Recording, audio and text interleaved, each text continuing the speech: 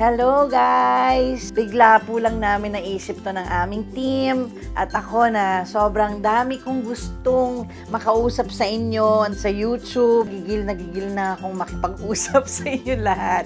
We have a recap of all your questions from Season 1 to Season 4 and I would like to thank you guys ngayon pa lang sa lahat ng aking mga subscribers na talagang walang tigil na sumusuporta at walang tigil na nagpapaboost ng aking happiness at energy. Well, let's start, okay? With Season 1, ang ating carbonara episode. This is from Robbie Dude. You really know how to cook. I could see that with the way you stir your ingredients in the pan. Congratulations to your YouTube cooking show. Thank you, Robbie. And talaga, nakikita ba sa pag-steer? Sige, next time gaganda ko na yung pag-steer ko, ha? Anyway, ito naman ang ating, ganun pa rin, sa carbonara pa rin. No eggs, no parmesan, no black pepper. Please just stop. Galit na galit sa akin si Charles. Charles, yan, no, yung eggs, parmesan, black pepper, yes, that is the original way of cooking carbonara. But like what I said, nor seasoning, cream, bacon is carbonara ala Nadia. So, alam mo, let's just enjoy. Huwag naman tayo masyadong serious kasi yun nga ang reason kung bakit nga tayo nagsishare ng recipes, diba? Para masarap ang kain, hindi naman para makipagkompetensya sa mga magagaling magluto. Okay? Eto pa, ganun pa rin. Sa ating carbonara pa rin. This is not carbonara. Mas maganda kung sasabihin mo na lang na pasta ala Nadia. Mapipintasan ito ng mga Italiano. Matita, dito sila sa akin. From Fernando Lapitan. Kuya Fernando, wag naman po. Kasi gusto kong kaibigan yung mga Italiano. Hindi pa ako nakakapunta doon. Totoo po, naiintindihan ko naman po kayo. But, it's, yeah, pwede rin naman pasta ala Nadia, no? Pero like what I said nga, ang carbonara, ang naging inspirasyon ko sa dish na to. So, hindi ko naman alam nung 9 years old ako na ang carbonara pala hilaw na egg yolk hanggang sa yun, naging cream. Alam mo na, nag-imbento lang ako kaya yun, sinashare ko lang naman sa inyo. Pero kung ikasasaya mo, gawin nating pasta. Thank you. Sa ating Season 3 ng Pansit Palabok, do you have an alternative for tinapa if it's not available? From Marian Angeles. Yes, Marian. You can put tuyo, you can put hibe, you can put pusit, you can put chicharon, you can put lechon kawali na tinadtad na maninipis. Ikaw bahala. You can put anything you want kasi palabok mo yan. At masarap sigurado. Okay? Now naman, from Season 2, ito, isa pa to. Ang ating binagoong baboy sa gata episode. Nadia is a joy to watch. Hindi ko sukat akalain na ang batang babae na sobrang ganda nakita ko sa airport noon ay sobrang nakakatuwa at hindi maarte. Napakabatang naging nanay at napakalaki niya ng napalaki niya. Sorry ha, guilty sa laki. Napalaki niya ng maayos ang mga bata. I just watched her beautiful children here in YouTube. Sobrang ang gagaling nilang kumanta. I just wish you all the best, Nadia. You and your children. They made me cry while watching. They are precious. From Proudly Pinay po. Nakakatuwa naman. Nakita mo ako nung bata ako sa airport. Thank you. And thank you for watching my children's videos on YouTube. Yes, mahilig po silang kumanta lahat. At ako po nagturo lahat nun. Hindi po. Tatay po nila. Anyway, ito naman, from Season 4, ang ating lechon belly. Ayan. Daming mga, yeah. 1 hour lang. I cooked many times and took me 2 to 3 hours at 375 degrees po. Ano po yung oven ninyo? From Jane Fonda. Oo, si Jane, medyo madami na yung comments ni Jane sa aking YouTube, nakikita ko. And to let you know, no, ako po talaga ang sumasagot sa aking YouTube, no. Jane, yes, oo, ang tagal po ako nag-isip kung Kasi nung nakita ko na yung mga comments ninyo, na-realize ko, bakit sila ang tagal nila lutuin, ako hindi. There is a proper way of cooking lechon belly. The proper way, just like any other roast, yung mga roast beef, roast pork loin, yung lahat po yan. Talagang ang tamang luto po is slow cook. Slow cooking po yan.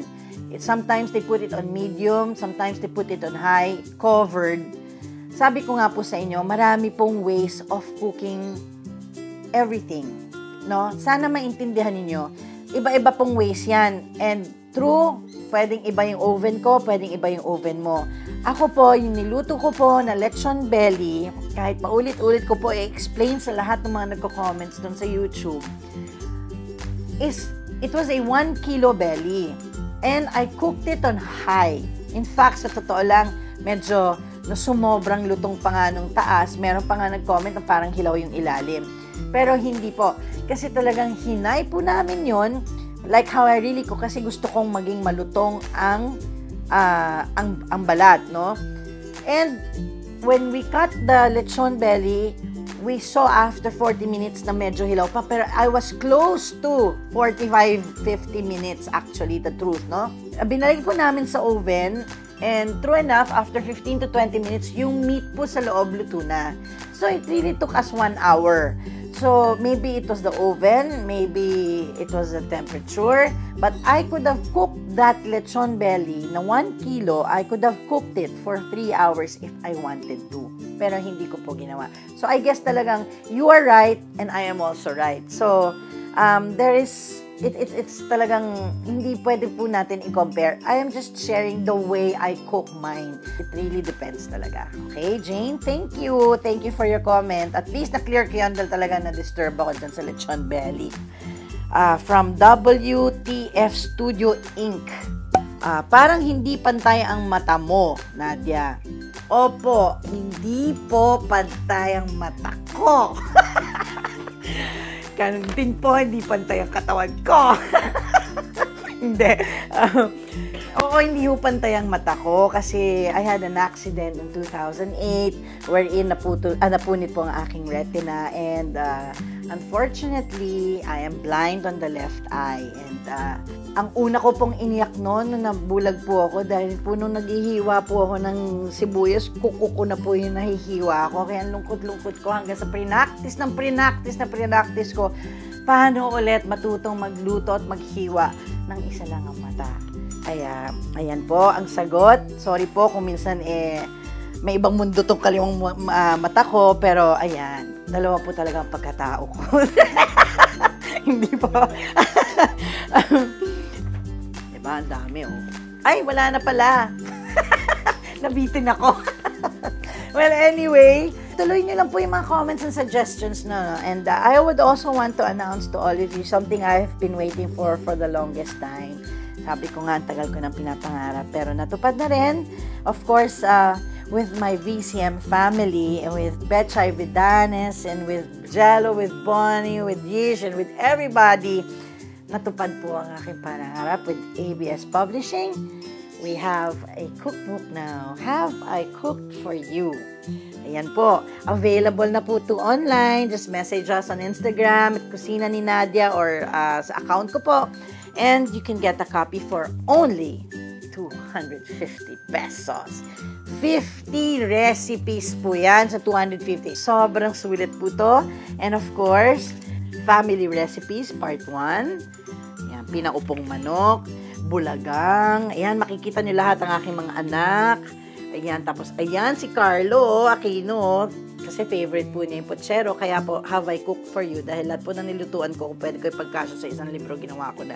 Pero hindi po kasya. So, ayan po si Carlo. Tapos, secret yung iba. Sige, secret na lang natin yung iba. Wala nyo kung sino siya. Secret.